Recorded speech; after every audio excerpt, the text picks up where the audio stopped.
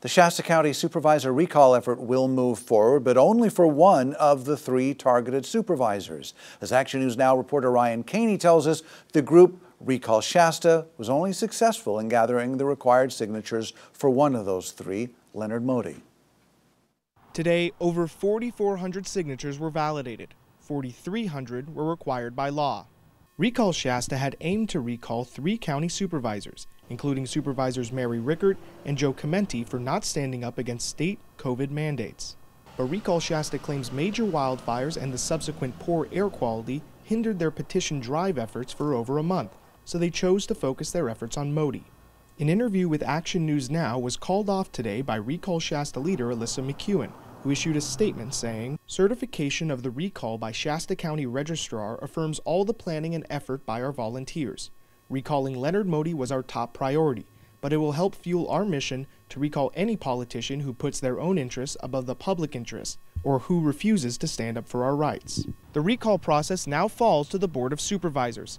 At their next meeting, the Registrar voters will turn in the Certificate of Sufficiency, proving the integrity of the signatures.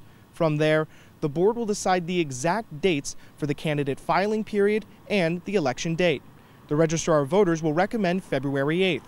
Between now and the election, Supervisor Moty says he is preparing for the recall, saying in part, "I will say here and now, I refuse to allow personal attacks on myself, my family, dedicated county workers, and our courageous citizens by those who would halt our progress and recovery. So while I respect everyone's right to a voice in our political process, I will spend these next few months telling the truth about my service, my record as a conservative leader, and the progress we are making in Shasta County." The Shasta County Registrar voters said that any candidate who wants to run against Supervisor Moty must be a current voter in Shasta County District 2. They also said the current redistricting process will not impact the recall election. In Reading, Ryan Caney, Action News Now, coverage you can count on.